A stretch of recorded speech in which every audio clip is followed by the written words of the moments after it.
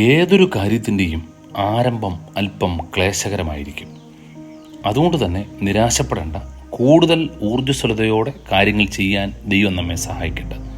സഭാപ്രസംഗങ്ങളുടെ പുസ്തകം 7-ാം അധ്യായത്തിൻ്റെ 8-ാം വാക്യത്തിൽ പറയുന്നു, ഒരു കാര്യത്തിൻ്റെ ആരംഭത്തേക്കാൾ അതിൻ്റെ അവസാനം നല്ലത്.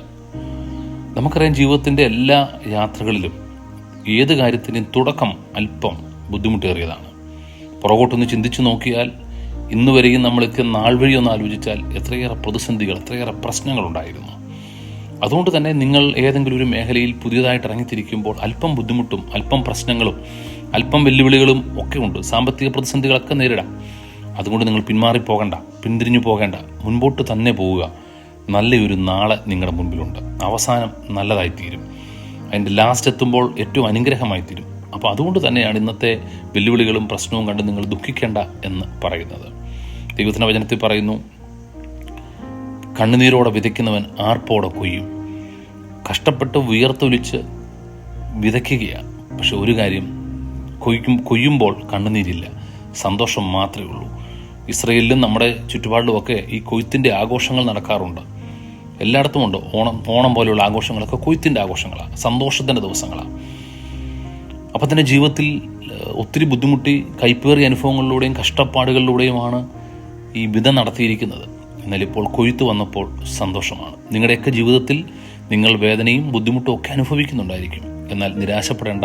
കൊയ്ത്തിൻ്റെ നാൾ വരുമ്പം സന്തോഷമായിരിക്കും, അനുഗ്രഹമായിരിക്കും, പ്രത്യാശയായിരിക്കും. അതുകൊണ്ട് തന്നെ കൂടുതൽ ധൈര്യത്തോടെ പറയണം, ഞാൻ ആശങ്കപ്പെടുന്നില്ല, കർത്താവിൻ്റെ കൂടെയുണ്ട്. അപ്പം നമ്മുടെ സാഹചര്യങ്ങൾ പ്രതികൂലമാണെങ്കിലും നല്ലൊരു നാളുകൾ ദൈവം നമ്മുടെ മുമ്പിൽ ഒരുക്കുന്നുണ്ട്. Always remember the tomorrow is going to be the best. നാളുകൾ ഏറ്റവും മനോഹരമാകും. ആ പ്രതീക്ഷയാണ് നമ്മുടെ ഉള്ളിൽ എപ്പോഴും ഉണ്ടാകേണ്ടത്. ചില ആളുകൾ അവരുടെ വായിൽ നിന്ന് തന്നെ പറയും, എല്ലാം തീർന്നു, നശിച്ചു, ഇനി രക്ഷയില്ല.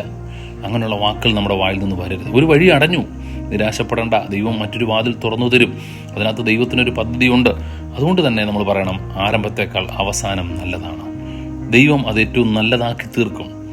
അതുകൊണ്ട് പൗലോസ് ഫിലിപ്പി ലേഖനത്തിൽ പറയും, നിങ്ങളിൽ നല്ല പ്രവൃത്തിയെ ആരംഭിച്ചവൻ ക്രിസ്തുവിൻ്റെ നാളോളം അതിനെ തികയ്ക്കുമെന്ന് ഞാൻ ഉറച്ചു വിശ്വസിച്ചുമിരിക്കുന്നു. ഫിലിപ്പി സഭയുടെ വിശ്വാസത്തെക്കുറിച്ചാണ് പറയുന്നത്. അപ്പോൾ ഒരു നല്ല പ്രവൃത്തി ആരംഭിച്ചു. കർത്താവിനോട് ചേർന്ന് യാത്ര ചെയ്യാൻ ഫിലിപ്പിയിലുള്ളവരും സഭയും തീരുമാനിച്ച ഒരു നല്ല പ്രവൃത്തിയാണ്.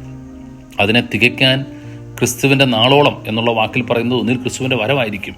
അതിനെ പൂർത്തീകരിക്കാൻ, അതിനെ തികയ്ക്കാൻ കഴിയുന്ന ഒരു കർത്താവുണ്ട്. അതുകൊണ്ട് തന്നെ ധൈര്യപ്പെടുവാനായി ഫിലിപ്പി ലേഖനത്തിൽ പൗലോസ് ഓർപ്പിക്കുന്നു. അപ്പോൾ നമ്മുടെയൊക്കെ ഉള്ളിൽ നിരാശപ്പെടേണ്ട കാര്യമില്ല. ധൈര്യത്തോടെ പറയണം, ദൈവം ഒരു നല്ല പ്രവൃത്തി ആരംഭിച്ചിട്ടുണ്ട്, അതിനെ തികയ്ക്കാൻ കർത്താവിന് കഴിയും. അപ്പം നമ്മുടെ ദൈവം നമ്മളോട് കൂടെ ഉള്ളത് കൊണ്ട് അധൈര്യപ്പെട്ടു പോകേണ്ട കാര്യമില്ല. അസാധ്യങ്ങളെ ദൈവം സാധ്യമാക്കും. ഒരു നല്ല പ്രവൃത്തിയെ ആരംഭിച്ചു കഴിഞ്ഞിരിക്കുന്നു. God has begun a good work in our life. ദൈവം നമ്മളൊരു നല്ല പ്രവൃത്തി ആരംഭിച്ചു കഴിഞ്ഞിരിക്കുക. അതുകൊണ്ട് തന്നെ നിരാശപ്പെടേണ്ട. കർത്താവ് മുൻപിലേക്ക് നിങ്ങളെ നയിക്കും. അതുകൊണ്ട് വീണ്ടും ഞാൻ എടുത്തു പറയുന്നു, ഒരു കാര്യത്തിൻ്റെ ആരംഭത്തേക്കാൾ അവസാനം നല്ലതാണ്. അവസാനം ഒന്ന് മുന്നിൽ കണ്ടേ ആ പ്രതീക്ഷയോടൊന്ന് പറഞ്ഞ് ഇതിൻ്റെ അവസാനം ഏറ്റവും ബെസ്റ്റ് ആകും. നിങ്ങൾ പഠിക്കാൻ ആരംഭിച്ചിരിക്കുന്നു, കോഴ്സ് ആരംഭിച്ചിരിക്കുന്നു, ഇൻ്റർവ്യൂവിന് പോകാൻ തയ്യാറെടുക്കുന്നു. നിങ്ങൾ പറഞ്ഞതിൻ്റെ അവസാനം നന്നായിരിക്കും. ജോലിക്ക് പുതുതായിട്ട് ജോയിൻ ചെയ്തു, അല്പം ബുദ്ധിമുട്ടാണ്, ടഫാണ്, ഇട്ട് കളയണ്ട, മുൻപോട്ട് പോവുക.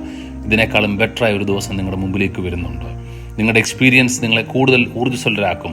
കർത്താവ് നിങ്ങളുടെ കരം പിടിക്കുന്നത് കൊണ്ട് നിങ്ങൾ ധൈര്യത്തോടെ നിങ്ങൾക്ക് പ്രവർത്തിക്കാൻ കഴിയും. അതുകൊണ്ട് തന്നെ പറയണം, അവൻ്റെ ശക്തി ബലഹീനതയെ തികഞ്ഞു വരുന്നതാണ്. അവൻ്റെ കൃപ എന്നോട് കൂടെയുണ്ട്. ആ ധൈര്യത്തിൽ നിങ്ങൾ മുൻപോട്ട് പോവുക. നല്ലൊരു നാളുകൾ ദൈവം നിങ്ങൾക്ക് തരും. God bless you. Thank you so much.